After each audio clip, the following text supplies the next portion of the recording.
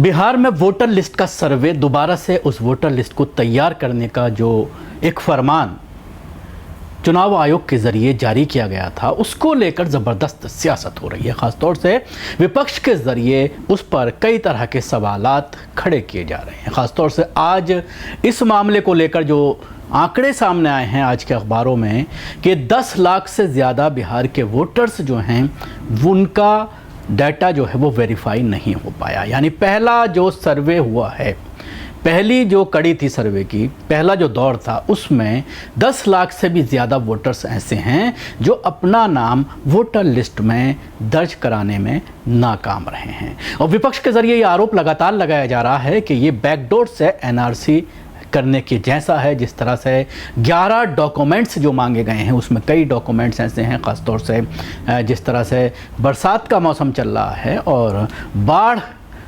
कई ज़िलों में बिहार के आई हुई है और इसमें ज़्यादा वक्त नहीं है। इसी महीने 27 तारीख तक ये पूरा काम कंप्लीट किया जाना है, मुकम्मल किया जाना है, जिसको लेकर के कई तरह के आरोप चुनाव आयोग और भारतीय जनता पार्टी और नीतीश कुमार पर लगाए जा रहे हैं कि जानबूझ करके इस तरह की ये जो है शर्तें रखी गई हैं ताकि बड़ी संख्या में वोटर्स को, ख़ासतौर से ये आरोप लगाया जा रहा है कि SC ST और पिछड़े और मुसलमानों को जानबूझ करके इस वोटर लिस्ट से निकालने की ये एक बड़ी साजिश है। इस पर तेजस्वी यादव ने एक बयान जारी किया है जिसमें उन्होंने ये कहा है कि केवल बिहारी ही अपनी नागरिकता का सबूत देगा, जबकि इसी वोटर लिस्ट में 2024 का मतदान हुआ है। अगर ये लिस्ट फर्जी है तो सरकार भी फर्जी हुई।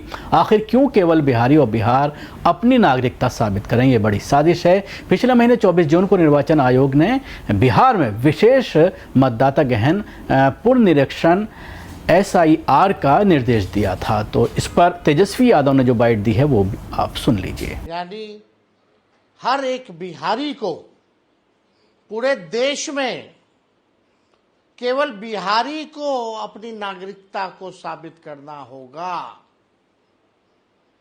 और यही वोटर लिस्ट से 2024 का चुनाव हुआ था।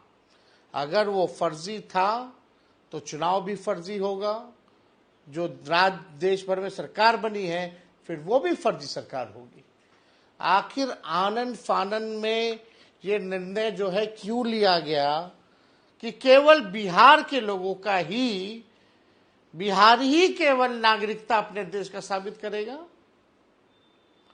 चाहे हिंदू हो, मुस्लिम हो, सिख हो, ईसाई हो, अगड़ा हो, पिछड़ा हो, दलित हो, आदिवासी हो, अति पिछड़ा हो, उन सब को, चाहे कोई धर्म के हो, कोई जात के हो, केवल बिहारी अपने देश की नागरिकता को साबित क्यों करेगा?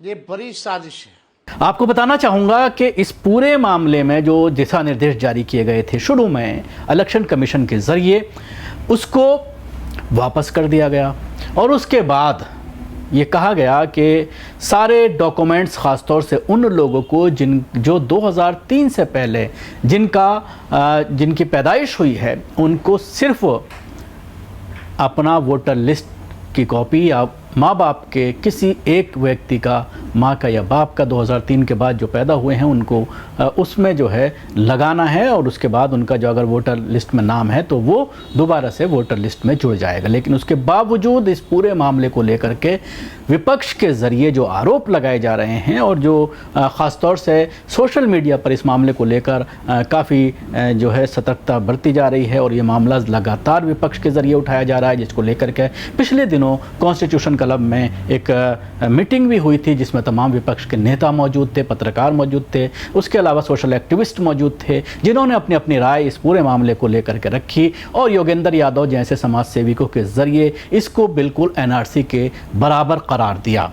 तो मामला यह है कि ये 25 जून से 26 जुलाई 2025 के बीच होना है। निर्वाचन आयोग ने पहले सभी मतदाताओं के लिए ज़रूरी दस्तावेज जमा करना ज़रूरी किया था, लेकिन बाद में इसमें कुछ बदलाव भी किए गए। पिछले महीने 24 जून को निर्वाचन आयोग ने बिहार में विशेष मतदाता गहन पुनरीक्षण SIR का निर्देश दिया था। बिहार की विपक्षी पार्टियों ने इस कदम की तीखी आलोचना की। नेता प्रतिपक्ष तेजस्वी यादव ने इसे लोकतंत्र को कमज़ोर करने की कोशिश बताया है।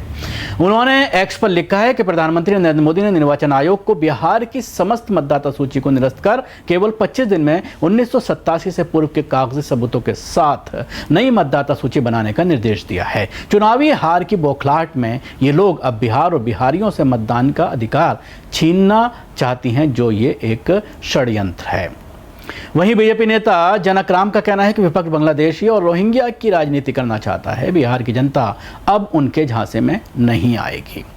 सरकार एक तरफ से एनआरसी को बैकडोर से लागू करने की कोशिश कर रही है। सरकार के इस कदम से लोग, खासतौर पर हाशिए की आबादी, वोटिंग के अधिकार से वंचित होगी। ऐसी बात समाज सेवकों के जरिए लगातार सोशल मीडिया पर कही जा रही है। एसआईआर दो तरीके से होगा, पहला बूथ लेवल और दूसरा जो है वो फील्ड फॉर्म गणना, जैसे मतदाता की जानकारी और दस्तावेज लेकर जाएंगे। दूसरा, कोई भी व्यक्ति चुनाव आयोग की वेबसाइट पर जाकर ये फॉर्म डाउनलोड करके उसे भर सकता है। यहाँ प्री फिल्ड फॉर्म का मतलब यह है कि वोटर के बारे में जानकारी पहले से ही फॉर्म में भरी होगी।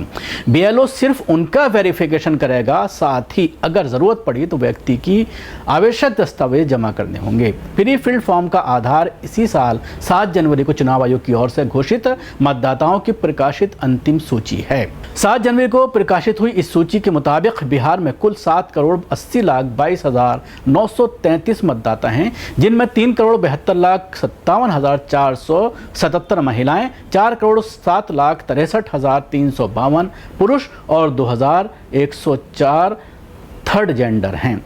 चुनाव आयोग ने 11 दस्तावेज की सूची जारी की है, जिनमें से किसी एक दस्तावेज को आपको उस पत्र के साथ जो भरा जा रहा है लगाना होगा। कोई भी पहचान पत्र या केंद्र राज्य सरकार के नियमित कर्मचारी अथवा पेंशन भोगियों को मिलने वाला पेंशन भुगतान आदेश।